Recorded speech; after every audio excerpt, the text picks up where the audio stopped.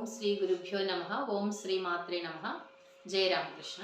మనం ఇప్పుడు ఒక ముఖ్యమైన దీని గురించి చూద్దాం, ఒక టాపిక్ గురించి ఆధ్యాత్మిక జీవితంలో.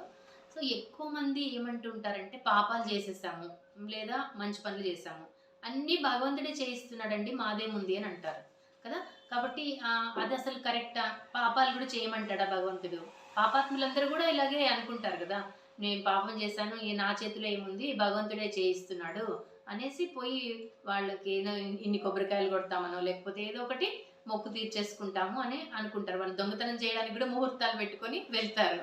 కాబట్టి అది ఎంతవరకు సమంజసం అనేది మనం చూద్దాం. సో ఎప్పుడైతే నేను చేసే ప్రతి పనికి భగవంతుడే కారణము, భగవంతుడే చేయిస్తున్నాడు అనే భావన మనలో కలుగుతుందో దాన్ని శరణాగతి భావం అంటారనమాట. కంప్లీట్ సరెండర్నెస్ అనమాట.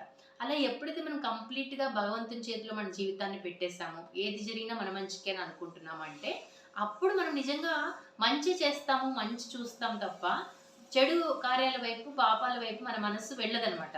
పాపాలు చేస్తున్నాము అంటే పూర్వజన్మ కర్మల వల్ల మనం అనుకున్నాం కదా, సంచిత కర్మలు, ఆగామి కర్మలు అని. సో పెద్ద బండిలు ఉంది, ఎన్నో వందల జన్మల్లో మనము అవన్నీ పాపం చేస్తున్నాము, పుణ్యం చేస్తున్నాము. దాంట్లో ఆ పాపకార్యాల నుంచి కొంత బండిలు, పుణ్యకార్యాల నుంచి కొంత బండిలు తీసుకుని వచ్చి జన్మ తీసుకుంటున్నాము. కాబట్టి అదే సాధన మార్గంలో ఉంటే గనక ఆ పాపం ఏదైతే మనకి ఇప్పుడు యాక్సిడెంట్ అవ్వాలని రాసి పెట్టింది అనుకోండి, ఒక చిన్న ముళ్ళు గుచ్చుకొని ఆగిపోతుంది అనమాట.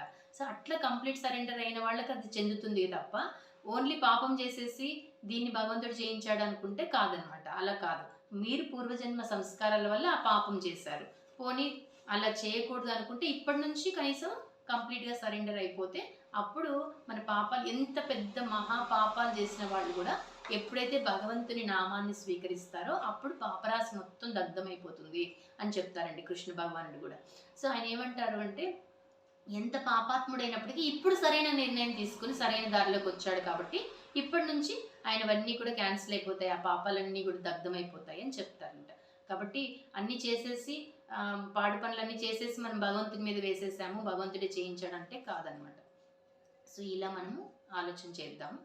సర్వం శ్రీరామకృష్ణ అర్పణమస్తు. లోకా సమస్త సుఖినో భవంతు. జై హింద్.